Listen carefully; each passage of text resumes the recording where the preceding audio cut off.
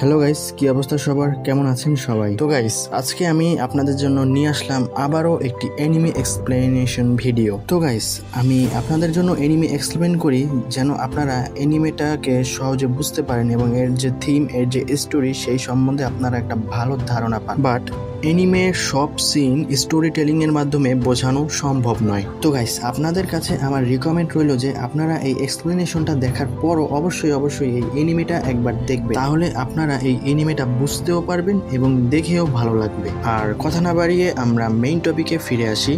তো আজকে আমরা এক্সপ্লেন করব আই পেরি এভরিথিং অ্যানিমেটার এপিসোড 3। গল্পের শুরুতেই আমরা দেখতে পাই নর গিলবার্টের পিছু পিছু যাচ্ছে এবং নর মনে মনে ভাবছে যে এই লোকটা আমার থেকে কি চায়। আজ আমি অনেক ক্লান্ত, তাই বাসায় যে বিশ্রাম নিতে চেয়েছিলাম। তারপর নর গিলবার্টকে জিজ্ঞেস করে, তুমি আমাকে কোথায় নিয়ে যাচ্ছ? তারপর আমরা একটা ট্রেনিং গ্রাউন্ড দেখতে পাই যেখানে অনেক সৈনিকরা তাদের স্কিলের উপর ট্রেনিং নিচ্ছিল। তারপর গিলবার্ট বলে, ভয়ের কিছুই নেই, আমরা ছোটখাটো একটা লড়াই করব। তারপর নর মনে মনে ভাবতে থাকে যে আমি ট্রেনিং স্কুলের পর থেকে আজ পর্যন্ত কারোর সাথে কোনো লড়াই করিনি। তারপর গিলবার্ট তার হাতে একটি ভালা তুলে নেয় আর বলে যে আমায় দেখে তো মনে হয় না, বাট আমি এই রাজ্যে অনেক ফেমাস। তুমি এখান থেকে যে কোনো ধরনের অস্ত্র নিতে পারো আর তুমি দেখাও যে তুমি কতটা শক্তিশালী। তারপর নর মনে মনে ভাবতে থাকে একজন যোদ্ধার কাছ থেকে শেখার জন্য এটা অনেক বড় একটা সুযোগ, এবং সে একটা কাঠের তলোয়ার উঠিয়ে নেয়। তারপর নর মনে মনে ভাবতে থাকে আমি জানি না কতটা ভালো করে লড়াই করতে পারবো, বাট আমি এখান থেকে কিছু শিখে যাওয়ার সর্বোচ্চ চেষ্টা করব। তাদের আশেপাশের লোকেরা এইটা দেখে অবাক হয়ে যায় যে কেউ ক্যাপ্টেন গিলবার্টের সাথেও লড়াই করার সাহস রাখে। সে কি পাগল হয়ে গেছে নাকি সে মরতে চায়? তারপর আমরা দেখি গিলবার্ট এবং নর লড়াই শুরু করে। তারপর নরের দিকে যখন বারবার গিলবার্ট হামলা করছিল, প্রত্যেকটা হামলাই নর রুখে দিচ্ছিল। তারপর নর মনে মনে ভাবতে থাকে তার প্রত্যেকটা অ্যাটাক কিভাবে এত অ্যাকুরেট হতে পারে, বাট তবুও তার অ্যাটাক অনেক স্লো মনে হচ্ছে। তারপর নর মনে মনে ভাবতে থাকে মনে হয় সে সম্পূর্ণ শক্তি দিয়ে আমার উপর অ্যাটাক করছে না, কারণ আমি অনেক দুর্বল। নর তখন গিলবার্টকে হঠাৎ করে থামতে বলে। নর আরো বলে, আমি জানি না আপনি ঠিকভাবে লড়াই করছেন কিনা, কিন্তু আমার উপর দয়া দেখাবেন না। এরপর গিলবার্ট মনে মনে ভাবতে থাকে এ একজন মানুষ, কোনো মনস্টার নয়, হয়তো এই কারণে আমি তার উপর অনেক স্লো অ্যাটাক করছি। তারপরে গিলবার্ট আরো শক্তিশালী অ্যাটাকের মাধ্যমে ফাইট শুরু করে। তারপর নর মনে মনে ভাবতে থাকে তার অ্যাটাক অনেক ফাস্ট হয়ে গেছে, বাট তবুও তার অ্যাটাক আমার কাছে অনেক স্লো মনে হয়, এবং আমি তার অ্যাটাক থেকে ডিফেন্স করার পরও হাতে সময় পাই তাকে অ্যাটাক করার জন্য। আমার মনে হয় গিলবার্ট চায় যেন আমি তাকে অ্যাটাক করি। তারপর গিলবার্ট মনে মনে ভাবতে থাকে কেন আমার অ্যাটাক ওকে স্পর্শ করতে পারছে না। তখন নর মনে মনে ভাবতে থাকে গিলবার্ট মনে হয় আমাকে ফাঁসানোর চেষ্টা করছে, এটা হতে পারে না যে তার মতো একজন ব্যক্তি এত কম স্কিলে পারদর্শী। তারপর আমরা দেখতে পাই গিলবার্ট একটা বিশেষ ধরনের অ্যাটাক করে। নর সেটা থেকেও অনেক ফাস্ট মুভমেন্টের মাধ্যমে বেঁচে যায়। তারপর গিলবার্ট এটা দেখে অবাক হয়ে যায় যে তার অ্যাটাক নরের শরীরে একটা স্পর্শও করতে পারেনি। তারপর নর বলে আমি এখনো সম্পূর্ণ ঠিক আছি, আপনি চাইলে এর থেকেও শক্তিশালী অ্যাটাক করতে পারেন। তখন গিলবার্ট একটু হতাশ হয়ে যায় এবং নর মনে মনে ভাবতে থাকে সে কি আসলেই তার সর্বোচ্চ দিয়ে আমাকে অ্যাটাক করার চেষ্টা করছিল?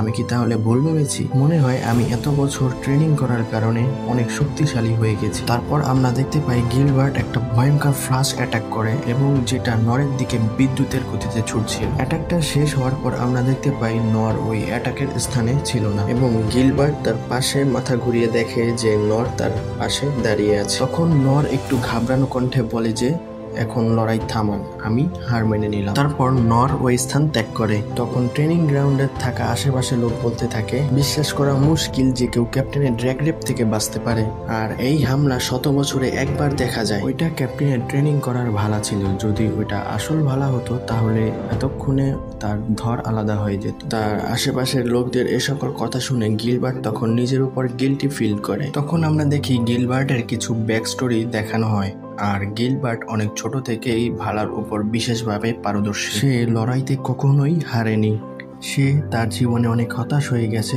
কারণ সে কখনোই কোনো শক্তিশালী প্রতিপক্ষ পায়নি। গিলবার্ট তার গ্রামে এবং রয়্যাল ক্যাপিটালে অনেক প্রতিপক্ষের সাথে লড়াই করেছে, কিন্তু কেউই বেশি শক্তিশালী ছিল না, এবং সে শক্তিশালী প্রতিপক্ষ খুঁজে বের করার জন্য অনেক স্থানে অ্যাডভেঞ্চার করেছে। তখন গিলবার্টের গ্রামের একজন বৃদ্ধ লোক গিলবার্টকে বলে, আমাদের রাজ্য এবং পাশের রাজ্যের মধ্যে সম্পর্ক খুব খারাপ অবস্থায় আছে। এই কারণে দুই দেশের মধ্যে যুদ্ধের আশঙ্কা বেড়েই চলেছে, আর তাই আমাদের রাজ্য শক্তিশালী সৈন্য সংগ্রহ করছে। তোমার সেখানে যাওয়া উচিত, হয়তো সেখানে গেলে তুমি তোমার শক্তিশালী প্রতিপক্ষের খোঁজ পেতে পারো। তখন গিলবার্ট আমাদের বলে যে সে শুধু রয়্যাল ক্যাপিটালে এসে মনস্টারই মেরেছে, আর যেই তার সাথে লড়াই করতে আসতো সেই তার কাছে এসে হেরে যেত। সে নিজেকে নিজে থামাতেই পারছিল না, এমন কেউই নেই যে তাকে হারাতে পারে। তারপর আমরা দেখি একজন মাস্টার এসে গিলবার্টকে বলে, তুমি ডিভাইন স্পিয়ারের টাইটেল পেতে চলেছো, আর তুমি এখনো মনমরা হয়ে বসে আছো। তখন গিলবার্ট তার মাস্টারকে বলে, এগুলো সব অহেতুক। আমার জীবনে এমন কি কখনো হবে না যে আমি একজন শক্তিশালী প্রতিপক্ষের সাথে লড়াই করব। তখন গিলবার্ট বলে, মাস্টার, আপনি এত দুর্বল দুর্বল লোকদের শিখিয়ে বিরক্ত হন না? তখন মাস্টার বলে, তারাই একদিন এই রাজ্যের সুরক্ষা প্রদান করবে। শুধু একজন শক্তিশালী যোদ্ধার মাধ্যমে কখনো যুদ্ধ জেতা যায় না, কিন্তু এমন একজন আছে যে একদিন আমাকেও ছাড়িয়ে যাবে। তখন গিলবার্ট বলে, আশা করি সে যেন আমাদের জেনারেশনেরই হয়। তারপর আমরা বর্তমানে ফিরে আসি। তখন গিলবার্ট বলে, যে মাত্র একটা অ্যাটাকে একটি মিনাটরকে মারতে পারে তাকে আমি কখনো বুঝতেই পারিনি, কারণ তার কখনোই কোনো ধন দৌলত অথবা পুরস্কারের প্রতি লোভ লালসা ছিল না, আর সে কিংয়ের সাথেও সম্পূর্ণ আত্মবিশ্বাসের সাথে কথা বলেছিল, আর তাই আমি ওকে কিভাবে অপছন্দ করতে পারি। তবুও আমার বিশ্বাস হয় না এরকম একটা লোক এত বড় একটা মনস্টারকে মারতে পারে, আর তাই বলে আমার ভালা একবারও ওকে স্পর্শ করতে পারেনি। তাও ঠিক ছিল, কিন্তু আমার সবচেয়ে ভয়ঙ্কর অ্যাটাক, যেটা শব্দের গতির থেকেও দ্রুত, যেটা থেকে কোনো মানুষেরই বাঁচা সম্ভব নয়। আমি জানি এটা ব্যবহার করা একদমই উচিত হয়নি, কিন্তু এটা ছাড়া আমার কাছে ওই সময় আর কোনো পথ ছিল না। তখন গিলবার্ট এর পাশে এসে নর যখন দাঁড়ায়, গিলবার্ট এই বিষয়টা ভেবে বলে, তখন আমি বুঝতে পারিনি আসলে তখন কি ঘটেছিল। জীবনে প্রথমবার কারোর সাথে ফার্স্ট অ্যাটাকেই হেরে গেছি। তার উপর সে বলে যে আমি হার মানলাম। নরের কথা বলা হচ্ছে, যে নর হার মেনে নিয়েছিল। সে কি এই কারণে হার মেনে নিয়েছিল যেন সবার সামনে আমার সম্মানহানি না হয়? আগে কখনো জীবনে এভাবে অপমানিত হইনি। তখন আমরা দেখি নর যাওয়ার সময় বলে যায় যে আমাদের পরবর্তী লড়াইয়ের জন্য আমি অপেক্ষা করব। নর যাওয়ার পর গিলবার্ট নিচের দিকে তাকিয়ে দেখে নর যেখানে যেখানে পা রেখেছিল সে সকল জায়গায় গর্ত হয়ে গেছে। তখন সিন চেঞ্জ হয়। আমরা দেখি নর পথে যেতে যেতে বলছিল, আমি যখনই ভেবেছি যে অনেক শক্তিশালী হয়ে গেছি, তখনই হঠাৎ করে একটা ভয়ঙ্কর অ্যাটাক আসে আমার উপর। সেই অ্যাটাক থেকে বাঁচার জন্য আমার ফিজিক্যাল এনহ্যান্সমেন্ট এবং ফেদার স্টেপের সম্পূর্ণ শক্তি প্রয়োগ করতে হয়েছিল। তার অ্যাটাকের গতি না কমলে হয়তো আমি মরেই যেতাম। আমার মনে হয় এটা ওর স্টাইল ছিল সতর্ক করার, যে আমি ওর মারের কারণে মরতেও পারি। তারপর নর গিলবার্টের নাম মনে করার চেষ্টা করে। সে বলে, ওর নাম কি যেন ছিল, এল নাকি বুল? মনে হয় ওর নাম একটা পাখির নামের মতো ছিল। নর গিলবার্টের নাম নিয়ে কমেডি করা শুরু করে। তারপর শেষে বলে, যাই হোক, আমাকে আরো শক্তিশালী হতে হবে। তারপর সিন চেঞ্জ হয়। আমরা দেখি নর কিং এর দেওয়া সোয়ার্ডটি দিয়ে ড্রেনের আবর্জনা পরিষ্কার করছে, এবং সে তার কাজ শেষ করে বলে, এত দেখি এক পলকেই সবকিছু পরিষ্কার হয়ে গেল। এতদিন ধরে আঠার মতো লেগে থাকা এত ভয়ঙ্কর আবর্জনাও এত সহজে পরিষ্কার হয়ে গেল। তারপর সে তলোয়ারের প্রশংসা করা শুরু করে। এই বিষয়গুলো দেখে ওই স্থানের লোকেরা নরের প্রশংসা করে। তারপর সিন চেঞ্জ হয়। নর বলছিল সে এই তলোয়ারটির কারণে খুব সহজে কাজ করতে পারে এবং ময়লা আবর্জনা পরিষ্কার করতে পারে, আর সে শুধু এই ফ্র্যাঙ্কের কাজই পায়। কিন্তু ডনজনের দুর্ঘটনার পর থেকে ডনজনের সামনে সে যে কাজটা করত সেটা বন্ধ হয়ে যায়। তারপর সে আরো বলে, শহরের কাজও যদি কমে আসে অথবা বন্ধ হয়ে যায় তাহলে আমার জন্য কোনো কাজই থাকবে না। তারপর সে তার সোয়ার্ডের দিকে তাকিয়ে বলে, হয়তো আমি এই সোয়ার্ডটি দিয়েই সবার সাহায্য করতে পারবো। তখন তার মাথায় আরো একটি আইডিয়া আসে, সোয়ার্ড দিয়ে নৌকার বৈঠা বানাবে। সে তার শর্ট দিয়ে নৌকা চালাবে। সে তার শর্ট নিয়ে মাঝে মধ্যে একটু বেশি ভাবুক হয়ে যায়। কখনো সে ড্রেন পরিষ্কার করে, কখনো তার শর্ট দিয়ে সে নৌকা চালানোর ইচ্ছা জাগে। এক কথায় সে তার শর্ট নিয়ে অনেক চিন্তায় আছে। তো নর তখন ভাবে যে শর্টটাকে যদি বইটা হিসেবে ইউজ করতে হয় তাহলে তাকে একটা নৌকা কিনতে হবে। আবার সে চিন্তা করে এই শর্টটাকে সে ট্রে হিসেবে ব্যবহার করবে খাবার তৈরি করার জন্য, রান্না করার জন্য তাকে একটা চুলো কিনতে হবে, এটাও সে ভাবে। আবার এই শর্টের উপরে সে খাবার গ্রিলও করতে পারবে, কিন্তু খাবার গ্রিল করার জন্য আবার আগুন জ্বালাতে হবে। তো সে এসব আজগুবি চিন্তা করতে থাকে শহরে কোনো মিশন যখন না থাকবে, এফ র্যাঙ্ক মিশন যখন না থাকবে, তখন সে কিভাবে কাজ করবে অথবা লোকদের কিভাবে সাহায্য করবে। তখনই হঠাৎ করে নরের পিছনে রাজকুমারী লিন এসে হাজির হয়। তখন নরের মনে পড়ে যে তাকে ইনেস বলেছিল এরকম অভদ্রতার জন্য দ্বিতীয়বার ছাড় দেওয়া হবে না। তখন নর লিনকে সম্মানের সাথে বলে, রাজকুমারী লিন আপনি এখানে? তারপর রাজকুমারী লিন বলেন যে আমাকে শুধু লিন বলে ডাকবেন, কেউ কি আপনাকে আমার নাম বলতে নিষেধ করেছে? তারপর নর বলে না না, কেউ নিষেধ করেনি। আর আপনি এখানে কি করছেন? লিন বলে আমি আপনাকে বিরক্ত করার জন্য দুঃখিত, আমি গিল মাস্টারকে জিজ্ঞেস করেছিলাম,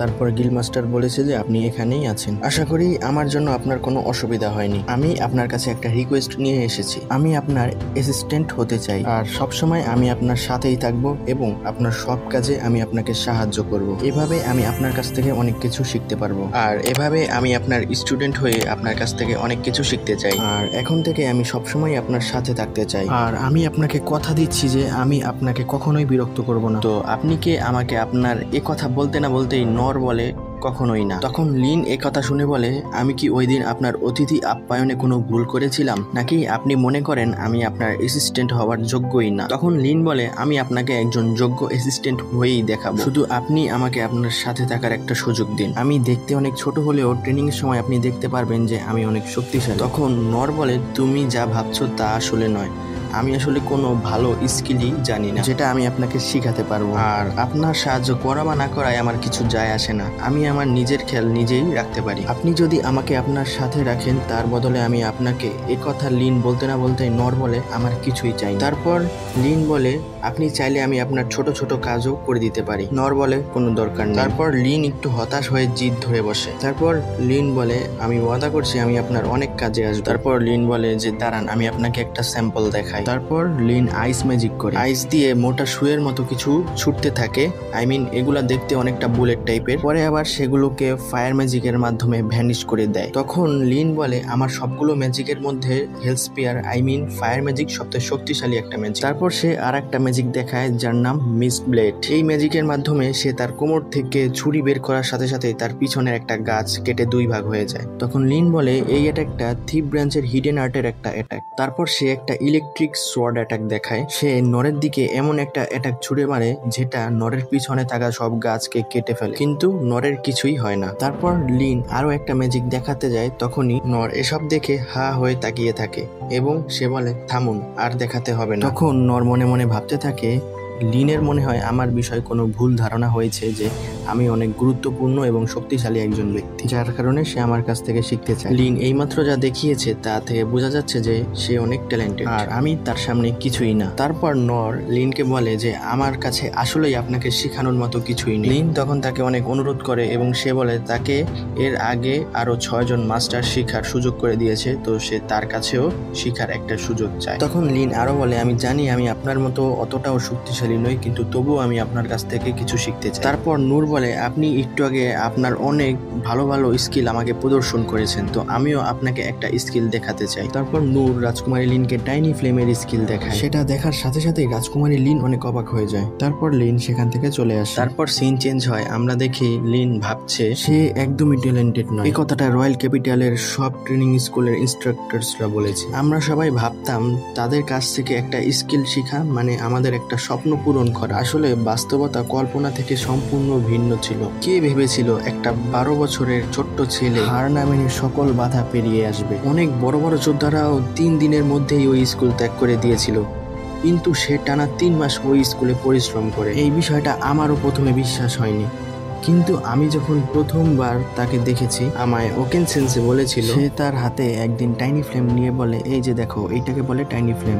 ভালো ট্রেনিং করার পর ছোট স্কিলও অনেক বড় করা যায়, আর আমার মতো 200 বছরের একজন বৃদ্ধ জাদুঘর এত ট্রেনিং করার পরও এতটুকুই করতে পারে। তারপর আমরা বর্তমানে ফিরে আসি। রাজকুমারী লিন তার টাইনি ফ্লেম অ্যাক্টিভ করে বলে আমিও অনেক চেষ্টা করেছি এটাকে অনেক বড় করার, কিন্তু কখনোই আমি এটাকে বড় করতে পারিনি, আর এটাকে কেউ চাইলে একদিনে শিখতে পারে না। এর জন্য প্রচুর ট্রেনিং করতে হয়। এই জন্যই ওই সময় আমি অনেক অবাক হয়ে গিয়েছি। অবশ্যই ওকেন এই দুনিয়ার সবচেয়ে বড় জাদুকর, কিন্তু নর সেন্সের টাইনি ফ্লেম ছিল একটা ম্যাসিভ টাইনি ফ্লেম। ওই সময় নর বলে এই হলো আমার স্কিল, এটা একটা টাইনি ফ্লেম স্কিল, আর আমার অন্যান্য স্কিলও একই রকম। তখন আসলে নর এই বিষয়টা দ্বারা বুঝাতে চেয়েছিল যে সে অনেক দুর্বল একজন অ্যাডভেঞ্চারার। তারপর আবার আমরা বর্তমানে ফিরে আসি। তখন রাজকুমারী লিন আবার ভাবছিল যে নর সেন্সের সব স্কিলেই এরকম ভয়ঙ্কর ভাবে পারদর্শী। এই পরিস্থিতিতে আমার ওনাকে কোন স্কিলটা দেখানো উচিত? যদিও সে একটা সাধারণ তলোয়ার দিয়ে একটা মিনাটোরকে ধরাশায়ী করেছিল, কিন্তু সে কাউকেই এই বিষয়ে বলেনি,